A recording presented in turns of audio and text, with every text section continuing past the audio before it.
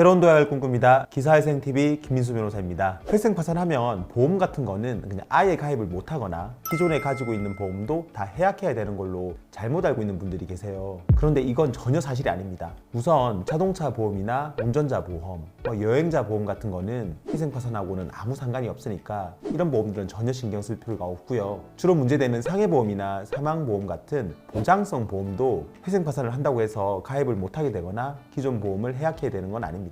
그런데 왜 많은 사람들이 이런 잘못된 정보를 가지고 있을까요? 그건 보험이 실제로 회생 파산에서 여러 가지로 많은 문제가 되기 때문인데요. 그래서 오늘은 회생 파산에서 보험 관련해서 꼭 기억해야 되는 3가지를 말씀드리려고 합니다. 이것만 잘 알고 있어도 보험 때문에 고민할 일은 많이 줄어드실 겁니다.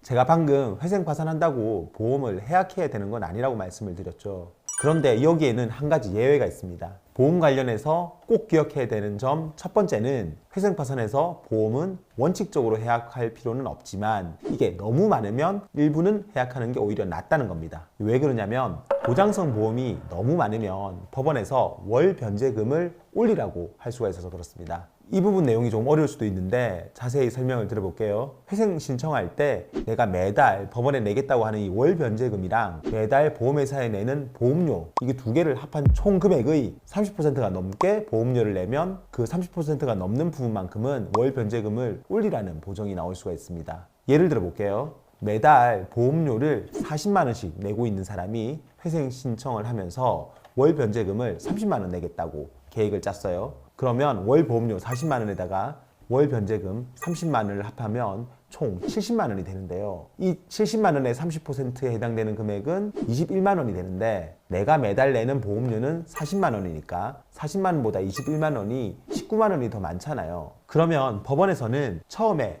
회생 계획안에 올린 월 변제금 30만 원에 이 19만 원을 더한 총 49만 원으로 변제 금액을 수정하라는 보정을 내리게 됩니다. 쉽게 말해서 내가 보험료를 많이 내고 있는데 상대적으로 변제금을 적게 낸다고 하면은 법원에서 변제금을 올리라고 한다는 거죠. 이런 보정이 항상 나오는 건 아니지만 서울을 제외한 다른 지방법원에서는 종종 나오는 거라서 무시할 수가 없습니다. 이럴 때는 어떻게 해야 되느냐? 매달 내는 보험료가 많은 분들은 처음에 회생 들어갈 때 미리 불필요하다 싶은 보험을 정리를 하고 들어가는 게 낫습니다. 그렇게 해서 매달 내는 총 보험료를 줄일 필요가 있는 거죠. 보험이 너무 많아서 일부를 정리하고 회생이 들어가야 되겠다 하시는 분들은 제일 불필요한 보험 순으로 정리를 하시면 됩니다. 그런데 만약에 보험 조건이 다 비슷비슷해서 큰 차이가 없다, 그렇다면 약관 대출이 많은 보험부터 해약하는 걸 추천드립니다. 약관 대출은 회생을 해도 탕감이 안 되는 부분인데 보험을 해약하면 이 부분은 해약 환급금에서 공제가 돼가지고 사실상 없어지거든요. 그러니까 약관 대출이 많은 보험부터 정리를 하면 해약 환급금으로 대출이 정리되니까 약관 대출 이자 나가는 것을 아낄 수가 있고, 그리고 또 보험금 때문에 월 변제금 올라가는 것도 막을 수 있으니까 일석이조인 거죠.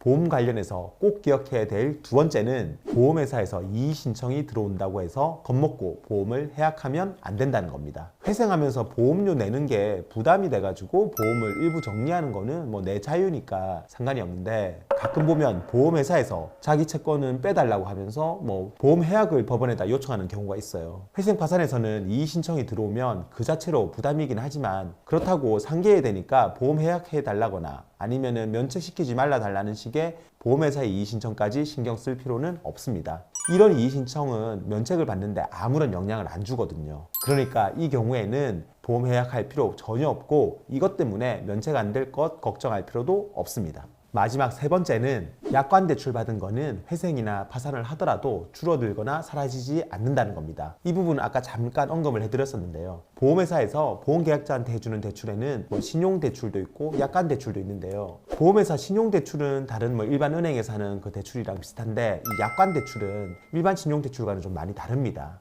이거는 내가 보험 해약하면 받게 되는 해약 환급금을 미리 땡겨서 받은 거라고 보시면 됩니다. 그래서 보험 해약 환급금 정산을 할 때 이 약관 대출이 있으면 그 부분을 공제하고 돌려주거든요.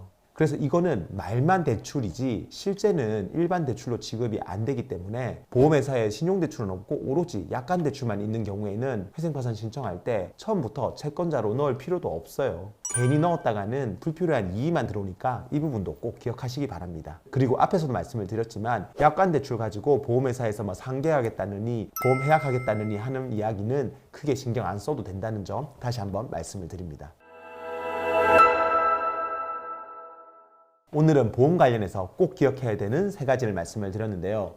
보험은 회생파산에서 항상 문제가 되는 부분이니까 이 점들 꼭 기억해서 착오 없으시기 바랍니다. 영상 도움되었다면 구독과 좋아요 부탁드리고요. 추가로 궁금한 점 있으면 아래 댓글이나 저희 법무법인 김앤파트너스로 연락 주시면 친절히 답변 드리겠습니다. 다음에도 더 좋은 주제로 찾아뵙겠습니다. 감사합니다.